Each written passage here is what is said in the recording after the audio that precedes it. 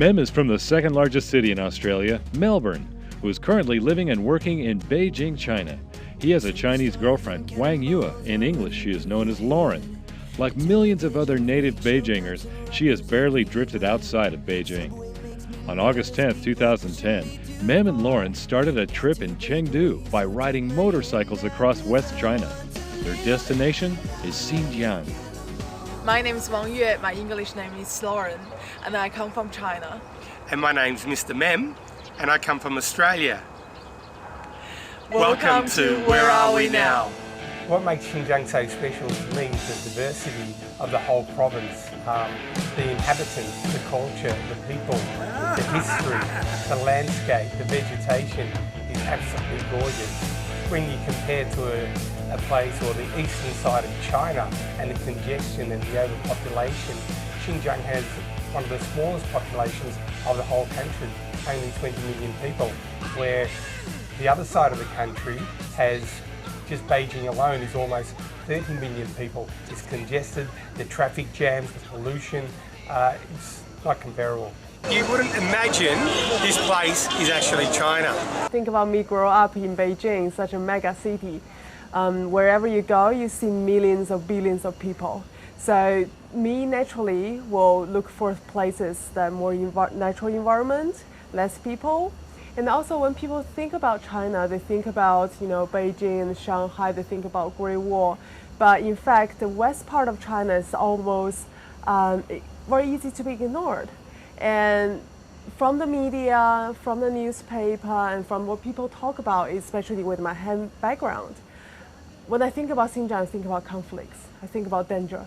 But Mem and I, we went to Xinjiang several times. All we see is beautiful landscape and culture.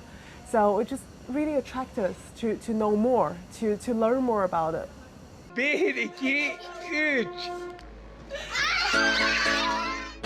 Xinjiang is the largest autonomous region of China. It is located in the far northwestern part of the country. With a population of over 20 million people, it is the largest autonomous region, covering 1,660,000 square kilometers.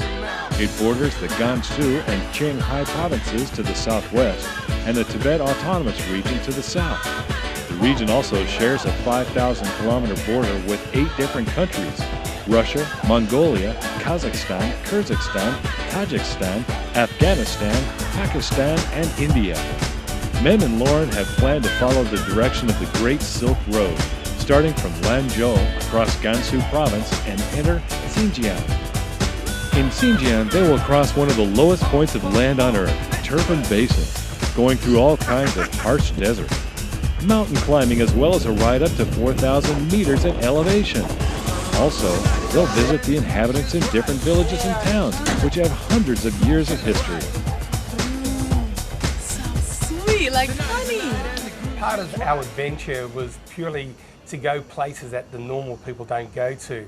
We didn't want anything to be sugar-coated. We didn't want to go where all the tourists go and then they say, there's hundreds of people lined up to see some kind of temple.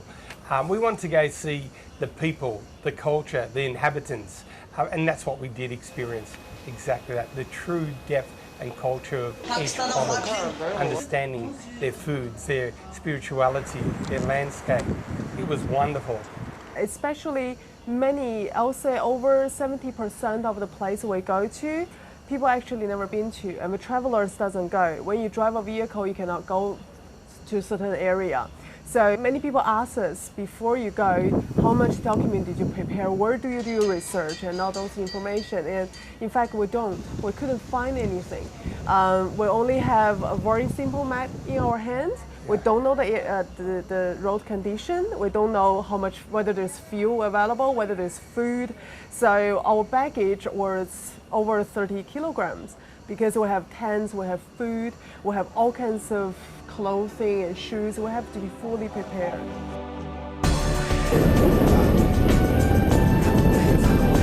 They described this trip as time travel, although they were riding motorcycles, but what they saw was the existence of ancient history and culture with people still living in it. Coming up on Where Are We Now?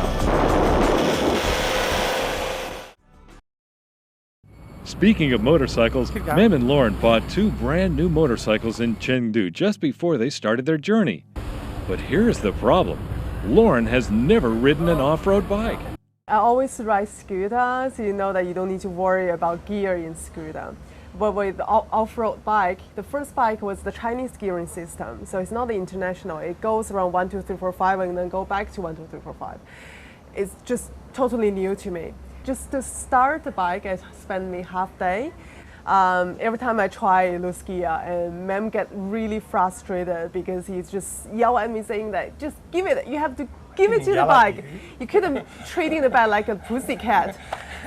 So after half day, finally I'm able to start up the bike and ride around in second gear around the parking lot. Then I thought, okay, now I'm ready. So Mem packed up the baggage, put on my bike, 30 kilo. I jump on, started up, straight into another bike. And the bike owner really panicked. He tried to stop the other bike falling and tried to hold my bike at the same time. And after everything settled, he pulled me aside and seriously asked me, he said, are you sure? Are you sure you really want to get onto this trip? He told me that he doesn't think I can make through it. I am scared, but I'm not. I'm scared because I know I'm not capable at that time. I'm pushing myself over the limit. I'm not scared because I've never fall before and never go through a car accident. I don't know what's gonna happen. So, I don't know how serious it's gonna be. Yeah. So I don't have fear. There's ignorance just bring me a great courage. Take your time.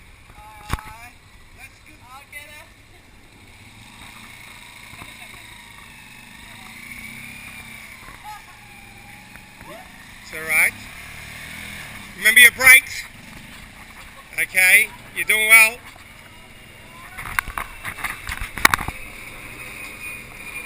So the ignorance of not having to fall previously or having an accident is actually her greatest strength. So she's able to go out there and adventure and try it. And of course, motivation helps. So mentoring her and encouraging her that she can do it. And just like everybody else, you do have to push a little bit more. So I wasn't yelling at her, but I was encouraging her to be more motivated and going out there and having a go, because yeah, like everybody, she did have that element of fear, and you want to wash that away. So you want to be able to push her a little bit and say, come on, try it, just try it, push her, you know, you could do it, and she did, and she actually did really well, extremely well. We were in the mountain, and part of the road was destroyed by the rain, so we have to ride through miles of mud. I'd say about 10 to 15 centimeters deep. And I have no experience riding off-road. So I literally ran into the mud with 60k an hour speed. So straight in and straight ass overhead. And just fall into the mud, and all the villagers ran out, help me pick up the bike, and they asked me, are you all right? Are you all right? I was like, I'm all right, I'm fine. Jump on the bike, go fall again. Jump on the bike, go fall again. I repeated like at least three times, just fall into the mud, pick it up, and start to feel it. And that was actually one thing I learned all the way the trip, is you have to trust yourself. If you have doubt in yourself, there's no further step you can take. That's right. Yeah. The trip has begun, but the passionate riders don't know what adventures await them. Going deeper into the remote areas, the road conditions start to get worse. They have to watch out for the mudslides when they're riding through the mountain range. However, those are not their biggest fears. Then what is it? Coming up on Where Are We Now?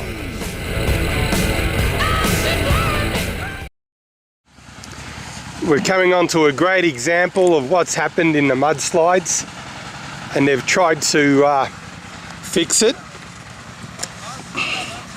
You see the cracks here, the mudslide come down, and they're planning to fix it.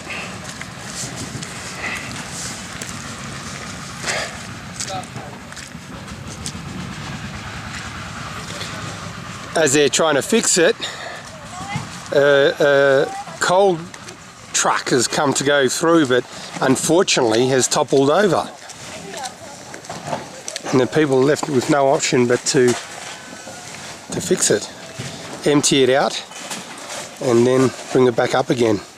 Mind you, at the same time, this is the main road into town and out. The roads are always dreadful. Not only the condition of the road structure, but most importantly, what we dreaded the most was actually the drivers. Part of the fear is because as you're riding along, the cars come up or the trucks come up behind you. As they approach you, rather than going around you, they actually come through you. The force of the vehicle pushes you, and then as it leaves you, it pulls you back. And that's when your whole body intensifies. And the fear of which direction you're going to go, what's going to happen, and how much force is there is really frightening. And we encountered this quite a numerous amount of times, and we're talking daily. There's only sense of survival. It's hard for people to imagine. I think the only way you can maybe try to imagine that situation is think that you're living through a video game.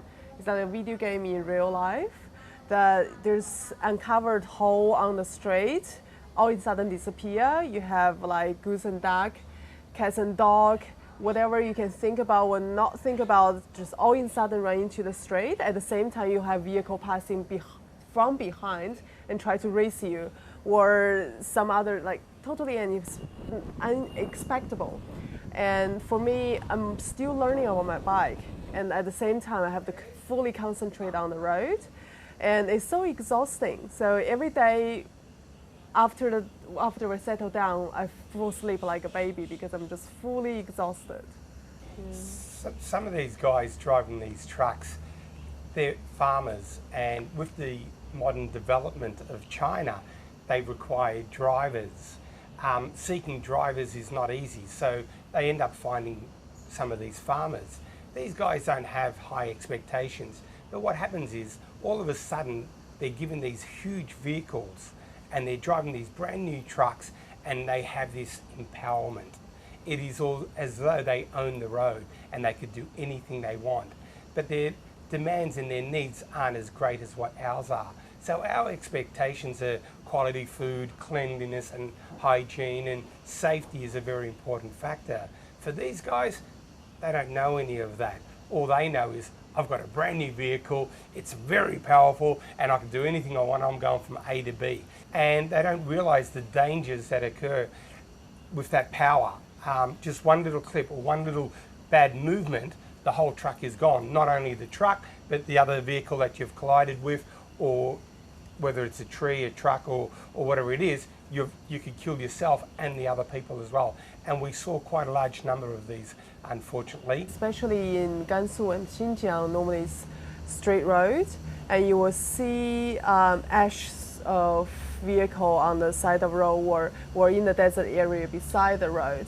It can be all kinds of reasons. Normally, I don't think any of those drivers had proper education how to maintain their vehicle. They don't know the vehicle also have a limit of weight that you can carry. When we were on the border, going towards the border of Xinjiang and Kazakhstan, we come across this vehicle, and the heavy truck, there's double tire behind, and one of the tires totally flat because there's a big cut on it. So we call the driver, say this tire is gone, you need to maintenance, and he's like, that's fine, I still have one left, and I still have two on the other hand, so I'm totally fine. Yeah. And that's what leads to tragedies. This is what they're like. Their ignorance and lack of education about the vehicles and how powerful they are and how dangerous they are is purely ignorance on their behalf. But it's part of the system, unfortunately. In the next episode, when Mem and Lauren are having their motorcycles refueled, they have found the regulations of the fuel station are somewhat distressing but also funny. As they were approaching the border of Xinjiang, they also saw a traffic jam with all the trucks that lasted about 100 kilometers. What happened there? How would they deal with it?